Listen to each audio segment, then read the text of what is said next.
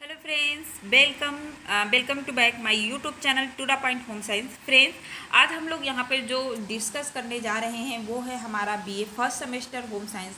क्या है तो BA first semester home science है और इसमें क्या है हम लोग डिस्कस करेंगे तो एमसीक्यू क्वेश्चनों को देखेंगे जो कि आपके पेपर ऑफ व्यू के लिए बहुत ही ज़्यादा इम्पॉर्टेंट है। ओके, एमसीक्यू क्वेश्चन को करने वाले हैं यानी कि बहुविकल्पीय क्वेश्चन को सॉल्व करेंगे। अगर आप लोग चैनल पे नए हो तो प्लीज़ चैनल को सब्सक्राइब कर लीजिए। आपके सभी सेमेस्टर के यहाँ पे जो है होम साइंस की सिलेबस आपको इजीली मिल जाएंगे बिना कोई पेड के। ओके, कोई पैसा यहाँ पे आपको पे नहीं करना है, बिल्कुल फ्री होगा। तो आप लोग यहाँ पे जो है चैनल को सब्सक्राइब कर सकते हैं, बेल आइकन को क्लिक कर दीजिएगा। वीडियो अच्छी लगे तो प्लीज़ एक लाइक ज़रूर कर दीजिएगा। आप लोगों से मेरा ये बहुत वाला रिक्वेस्ट है, वीडियो को लाइक ज़रूर किया करिए। आप वीडियो को लाइक नहीं करते हैं, आपकी वीडियो की लाइक करने से मुझे भी मोटिवेशन मिलेगा और मैं और अच्छा कर पाऊँगी। ओके, तो आप लोगों को यहाँ पे पता है कि आपका गृह विज्ञान जो है यानी कि गृह विज्ञान जिसका नाम आप लोगों का फर्स्ट पेपर का क्या है, तो फर्स्ट पेपर का आपका नाम जो है वो आपका है पोषण के मूल तत्व। क्या है तो पोषण के मूल तत्व, साथ ही इसी में आप लोगों को क्या पढ़ना है तो पढ़ना आपको है मानव विकास। क्या पढ़ना है? मानव विकास। अब ये सभी यूनिवर्सिटी के पेपर होते हैं और सभी यूनिवर्सिटियों में एमसीक्यू क्वेश्चन कहीं कहीं पे लिखित पेपर होता है, कहीं कहीं पे एमसीक्यू का पेपर आता है। लेकिन अगर एमसीक्यू के पेपर और ये भी है कि किसी यूनिवर्सिटी में दोनों पेपरें जो ये दो पार्ट आपके हैं इन दोनों का एक साथ कंबाइंड पेपर हो जाता है, किसी किसी में अलग होता है। लेकिन लगभग सभी यूनिवर्सिटी में क्या होता है दोनों पेपर एक साथ यानी दोनों पार्ट आप लोग को एक ही पेपर में देखने को मिल जाते हैं। ओके, तो आज हम इसी पे डिस्कस करने वाले हैं। इसके जो एमसीक्यू यानी बहुविकल्पीय प्रश्न हैं हर बार पेपर में आए हुए हैं, उसी के बारे में हम लोग यहाँ पे डिस्कस करने वाले हैं। तो चलिए बिना देर किए हम लोग अपने वीडियो को शुरू करते हैं। देखिए, पहला क्वेश्चन जो मैंने लिया है वो लिया है जन्म के बाद प्रारंभ होने वाली अवस्था है, कौन सी अवस्था है? शिशुवावस्था है, बाल्यावस्था या किशोरावस्था या गर्भावस्था। तो हम सबको पता है कि गर्भावस्था कैसी अवस्था, जन्म से पहले की अवस्था जो होती है उसे गर्भावस्था कहते हैं। लेकिन जन्म के बाद जो अवस्था प्रारंभ होती है वो हमारा क्या होता है तो किशोरावस्था कहलाता है। तो इसका राइट आंसर क्या हो जाएगा? A is right answer. Next question हम लोग देखेंगे। देखिए, यहाँ क्वेश्चन में कह रहा है कि उत्तर बाल्यावस्था का प्रारंभ 6 वर्ष की आयु से तथा वयस्क प्रारंभ होने तक माना जाता है। यह बात किसने माना है कि जो उत्तर बाल्यावस्था है वो 6 वर्ष से प्रारंभ हो जाता है और ये ख़त्म कहाँ पे होता है? जहाँ पे वयस्क प्रारंभ हो जाता है वहाँ पे बाल्यावस्था ख़त्म हो जाता है। यह बात किसने कही है आपको बताना है, ठीक है। पहला यहाँ पे दिया है रॉस ने कहा है, एडम्स ने कहा है और लॉक ने कहा है, या हर्विंग हर्ट ने कहा है। किसने कहा है आपको बताना है। तो इसका राइट आंसर जो होगा वो क्या होगा?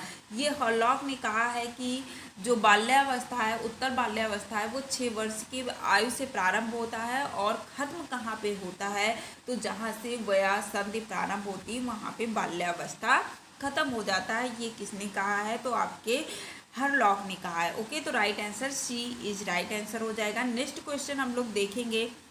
नेक्स्ट क्वेश्चन है माता पिता के लिए समस्या जो है प्रारंभ माना जाता है। कहाँ से माता पिता के लिए एक समस्या के रूप में प्रारंभ माना जाता है ये आपसे पूछ रहा है।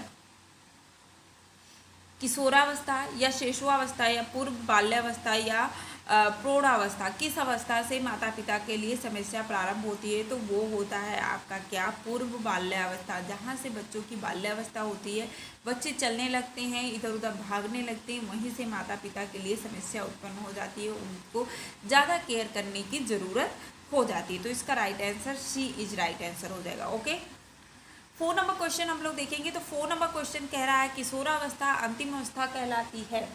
किशोरावस्था अंतिम अवस्था कहलाती है। कहाँ पे किशोरावस्था का अंत होता है ये आपसे पूछ रहा है। गर्भावस्था को कहेंगे तो बिल्कुल नहीं, ये तो जन्म के पहले की अवस्था हो जाएगी। बाल्यावस्था, शिशुआवस्था या आपका प्रौढ़ावस्था, कौन सी अवस्था किशोरावस्था के अंतिम चरण माने जाते हैं ये आप लोगों से पूछा है, ठीक है। तो किशोरावस्था की अंतिम अवस्था कहलाती है क्या? बाल्यावस्था जो होती है ये अंतिम अवस्था किशोरावस्था का कहलाती है। ओके, क्या होता है? तो अंतिम अवस्था बी इज राइट आंसर हो जाएगा। नेक्स्ट, एक सेकंड रुक जाइए। किशोरावस्था का अंतिम अवस्था कहलाता है, किशोरावस्था अंतिम अवस्था कहलाता है, तो ये आपका राइट आंसर जो होगा डी इज राइट आंसर हो जाएगा। आपका प्रौढ़ावस्था जहाँ से प्रारंभ होता है वहीं से आपकी किशोरावस्था यानी वयावस्था जहाँ से शुरू होता है वहीं से आपकी क्या हो जाता है? किशोरावस्था की अंतिम अवस्था मानी जाती है। ओके, चलिए, किशोरावस्था के विकास के कार्य हैं, कौन से विकास के कार्य है किशोरावस्था के, ये आपको बताना है। ओके, क्या करना है? तो ये आपको बताना है किशोरावस्था के, देखिए क्या हो जाएगा? कहानियाँ सुनना, साइकिल चलाना या आत्मनिर्भर बनने की ओर। तो किशोरावस्था के विकास का कार्य क्या होता है कि आत्मनिर्भर बनने की ओर अक्सर होना ही किशोरावस्था कहलाता है। ओके, तो किशोरावस्था, तो राइट आंसर क्या हो जाएगा? सी इज राइट आंसर हो जाएगा। 6 नंबर क्वेश्चन देखेंगे हम लोग। निम्न में से कौन हमारे शरीर को पोषित करता है? ठीक है, हमारे शरीर को कौन पोषित करता है, कौन हमें न्यूट्रिएंट देता है, ये आपसे पूछ रहा है। आपका पहला पॉइंट है भोजन, दूसरा है भूखमरी, तो भूखमरी बिल्कुल नहीं होगा, रोग बिल्कुल नहीं होगा, कीटाणु बिल्कुल नहीं होगा, तो राइट आंसर आपका क्या हो जाएगा? भोजन जो है ये हमारे शरीर को क्या करता है? पोषण प्रदान करता है। Okay, right answer A. 7 number हम लोग देखेंगे, मानव शरीर की प्राथमिक आवश्यकता क्या है? प्राथमिक आवश्यकता क्या है जिसे हम लोग कहते हैं हमारी अनिवार्य आवश्यकता, आवश्यक आवश्यकता? तो रोटी, कपड़ा और मकान कहते हैं। तो यहाँ पे सेवर सी बात है, रोटी, कपड़ा, मकान, तो यहाँ पे भोजन दिया है, तो भोजन हमारी प्राथमिक आवश्यकता हो जाएगी। कि ठीक है, क्या हो जाएगी? प्राथमिक आवश्यकता हो जाएगी। देखिए यहाँ पे कपड़ा होता, धूप नहीं होता, कपड़ा होता, तो ये उपयुक्त सभी हो जाती क्योंकि हाउस भी दिया गया है। लेकिन सबसे प्रथम अवस्था की अगर हम लोग बात करेंगे तो वो भोजन हो जाएगा यहाँ पे, तो राइट आंसर बी। ओके, चलिए नेक्स्ट क्वेश्चन हम लोग देखते हैं। पोषण जो है पोषक तत्वों को मुख्य रूप से कितने भागों में बांटा गया है? तो ये पोषक तत्वों को कितने भागों में बांटा गया है, ये पोषण के चैप्टर में मैंने आप लोगों को बहुत अच्छे से पढ़ाया है। तो यहाँ पे आप लोग जानते हैं कि इसको 3 भागों में बांटा गया है। कितने भागों में? तो 3 भागों में बांटा गया है। वो कौन कौन से हैं? एक आपका कौन सा है? तो एक सेकंड, आपका पहला जो होगा ऊर्जादायक, ठीक है, जो आपको ऊर्जा प्रदान कर रहा है, पहला हो जाएगा। दूसरा जो होता है वो आपका क्या होता है? निर्माणात्मक हो जाएगा। और तीसरा जो होता है वो आपका क्या होता है? सुरक्षात्मक तत्व। ठीक है, ऊर्जा वाला आपका क्या हो जाएगा? यहाँ पे आपका कार्बोज और प्लस वसा हो जाएगा। निर्माणात्मक में आपका क्या होता है? प्रोटीन। निर्माणात्मक तत्व कुछ कौन से होते हैं? प्रोटीन होते हैं। और सुरक्षा की बात करेंगे तो आपके विटामिन प्लस मिनरल यानी कि खनिज लवण हो जाएंगे। ठीक है, तो ये 3 जो पोषक तत्व होते हैं इनको 3 मुख्य रूपों में बांटा जाता है। ऊर्जा प्रदान करने वाले कार्बोहाइड्रेट वसा हो गया, निर्माणात्मक प्रोटीन, सुरक्षा प्रदानात्मक आपके प्रोटीन और खनिज लवण हो जाएंगे, विटामिन। ओके, तो 3 पार्ट होते हैं इसके, तो right answer D is right answer हो जाएगा। नेक्स्ट जो आपका क्वेश्चन है वो है, वह कौन सा तत्व है जो मानव शरीर का पोषण करता है? ठीक है, पोषण करता है। देखिए जो क्वेश्चन वही है, बस घुमा घुमा से आपसे पूछ रहा है कि वह कौन सा तत्व है जो मानव शरीर का पोषण करता है। वसा करता है, कैलोरी करता है, तो वसा और कैलोरी तो हमें ऊर्जा प्रदान कर रहा है। जल करता है, ये भी एक प्रकार से सुरक्षात्मक तत्व होता है। ओके, लेकिन पोषण कौन प्रदान कर रहा है? तो पोषण हमें कौन प्रदान कर रहा है? भोजन प्रदान कर रहा है। तो right answer C is right answer हो जाएगा आपका। ओके, नेक्स्ट जो है आपका 10 नंबर क्वेश्चन जो है वो पूछ रहा है पोषण की कितनी अवस्थाएं होती है। देखिए वहाँ पे पोषण तत्व को कितने भागों में बांटा गया है।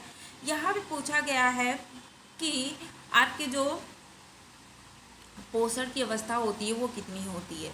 तो पहले तो आप जान लीजिए ये 5 होती है, इसका राइट आंसर डी होगा।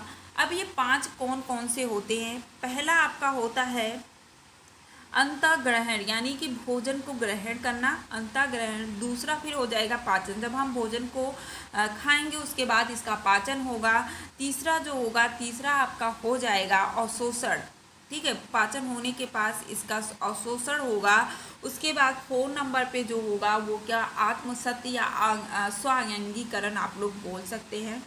आत्मसत्य यानी कि शरीर में अवशोषण होने के बाद शरीर में लगना हो गया, ठीक है, शरीर में उसका कार्य करना हो गया। और 5 नंबर जो हो जाएगा वो हो जाएगा बहिक्षेपण यानी कि निष्कासित करना, जो व्यर्थ पदार्थ है उसका शरीर से बाहर निकलना। तो ये पोषण की 5 अवस्थाएं होती हैं, आप लोग याद रखिएगा। अति लघु उत्तरीय में अगर आपको क्वेश्चन पूछेगा तो आपको ये 5 जो है पॉइंट को लिखना होगा। आत्मग्रहण, पाचन, अवशोषण, या आप लोग लिख सकते हैं स्वांगीकरण या आत्मसत, और उसके बाद लास्ट जो होगा वो होगा बहिक्षेपण या निष्कासन। ओके, तो ये 5 आपको याद रखना पड़ेगा अगर आपका लिखित पेपर अति लघु उत्तरीय में पूछता है तो। ओके, तो राइट आंसर 5 हो जाएगा। आज की सीरीज का हमारा लास्ट क्वेश्चन जो है आपको बताना है, जब पोषण शरीर की आवश्यकता के अनुकूल होता है तो ऐसी स्थिति को क्या कहते हैं। ठीक है, ऐसी स्थिति को क्या कहते हैं। देखिए, पोषण की अवस्था कितनी होती है, ठीक है, पोषण की अवस्था, कुपोषण, अपर्याप्त पोषण, सुपोषण, ठीक है, तो ये 3 होते हैं। अब यहाँ पे पूछ रही है कि वो कौन सी ऐसी अवस्था होती है जिसमें शरीर के अनुकूल होता है। तो गुड न्यूट्रिशन जो होता है, यानी कि माल न्यूट्रिशन नहीं होगा, गुड न्यूट्रिशन जो होता है यानी कि शरीर के अनुकूल होगा, तो क्या होगा आपका कि उसे गुड न्यूट्रिशन के नाम से जानेंगे, सुपोषण होगा। तो राइट आंसर आपका क्या हो जाएगा, राइट आंसर जो हो जाएगा वो हो जाएगा 11 का सी। ओके, तो ये आपके कुछ पेपर व्यू के लिए बहुत ही इंपॉर्टेंट क्वेश्चन थे जो आपके पेपर में हर बार पूछे जाते हैं। ओके, तो वीडियो अगर आपको पसंद आया हो तो आपसे हाथ जोड़ के मेरी एक निवेदन है, तो प्लीज़ वीडियो को लाइक ज़रूर करिएगा। ओके, तो नेक्स्ट वीडियो में फिर मिलते हैं। अगर आप लोग को किसी टॉपिक को पढ़ना है तो नीचे कमेंट में ज़रूर डाल दीजिएगा, मैं आप लोगों को उस पर वीडियो बना दूँगी। ओके, तो नेक्स्ट वीडियो में फिर मिलते हैं, तब तक के लिए बाय बाय, जय हिंद।